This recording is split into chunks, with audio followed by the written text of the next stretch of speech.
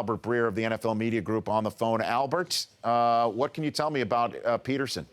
Well, right now the union is waiting for the hearing, and that's going to happen within the next 7 days. And basically, what they're looking for at this point is for him to be taken off of that list. And the argument that Adrian Peterson is going to make here is that he's already served 8 games, which doesn't sound like that much unless you consider it'd be 41 games for an NBA player, 81 games for a baseball player, and that he should be allowed back on the field. Now, of course, if that was to be the case, there could be a fine that could come because he was paid during those 8 games. But this situation certainly has potential to get a lot messier before we either see him back on the field or we don't. And, I think the league's kind of taking a wait-and-see approach, and everybody's kind of waiting now for the grievance hearing.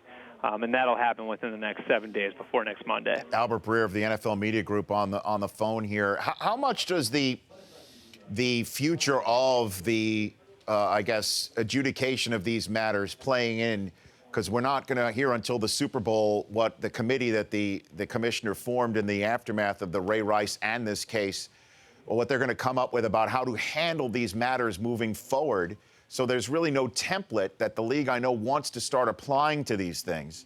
How much of this case playing out in real time with that as the backdrop, how much is that playing into this matter?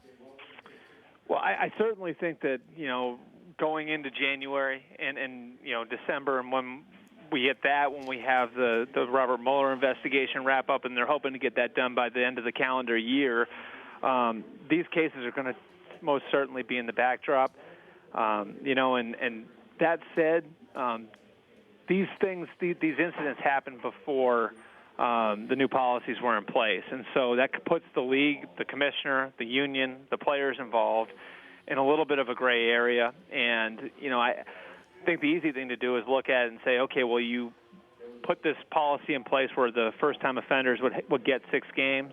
And that's the case that Adrian Peterson is going to make. He's going to say, well, your new policy says 6 games. I've already served 8. But they really are very much in a gray area right now as far as that goes. And waiting on the Mueller investigation, waiting on the new conduct policy. How is that going to be handled? What's the commissioner's role going to be in all of that? And I think the problem you have here, Rich, is football players' careers are so short, and you're looking at guys in Hardy and Rice and Peterson that all have separate circumstances, but each of those guys, you look at them, their time in football is limited. And so, as soon as you get the cases closed in the court system, as Peterson's case is now, they're going to be looking for the fastest way to get back on the field. Well, I mean, and so much is being made of the letter of agreement that put Peterson on the commissioner's exempt list, Albert, and how it says that he can come off the list as soon as the matter is adjudicated, but then there's a statement in there saying that the league reserved the right to, or the league said it would not impose any suspension until it was over. So both are saying, well, one is saying, well, you said he could come off the list as soon as it was adjudicated. And the other side is saying, well, we also said we weren't going to impose any sanctions while he was on the exempt list. So I assume that is going to be the crux of this grievance? The two words again, time served. Do they count the 8 games that Adrian Peterson sat out as time served? You can look at that a couple different ways. Again, of course, this has had an effect on Adrian Peterson's career, and of course it's changed his reputation, and he is a first-time offender, so you could certainly see his argument where he'd say, I already have served an 8-game suspension. The other side of it, the NFL would say, is that you were paid during that time. This was basically paid leave, and now we've got to look at this and see how we're going to discipline you beyond what's already happened. So the 2 key words, again, to look at here, time served, whether or not the arbitrator here looks at it and says, Adrian Peterson served his time. Maybe you give him a fine, but you got to let him back on the field. Or you say that paid leave doesn't count as a suspension.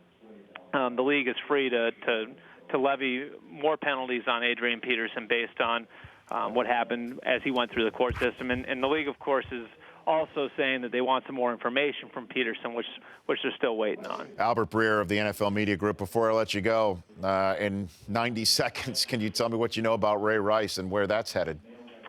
Yeah, at this point, I think it's really a matter of what happened in that room in June, and Rice, I think, very clearly explained that he did hit his wife, during his testimony in that room. Really, what this is going to come down to is one man's word against another, and whether or not Ray Rice gave enough detail into what happened in that elevator in Atlantic City back in the winter. And what this is going to come down to is how different the story that Ray Rice told the commissioner and everybody else in that room in June was from what we all saw in that video that came out via TMZ in September. So that's going to decide where that case goes. I can't imagine there's any way he gets on the field by the end of the year, though. I don't think any team in the NFL is going to touch him, maybe in 2015. But even if he did find a way to get that suspension lifted, and he does wind up winning his grievance, I still don't see a way where a team is going to sign him as a free agent right now. All right, Albert, thanks. Before I let you go, how's that new kid of yours? Pretty good. Everybody asks me how much sleep I'm getting. I think, I don't know, I would hope most men in this situation would agree with me. The guy's kind of useless early on. Oh, yeah. Right? Well, I mean, you're there for moral support. Right. And you're there to help out. You're there.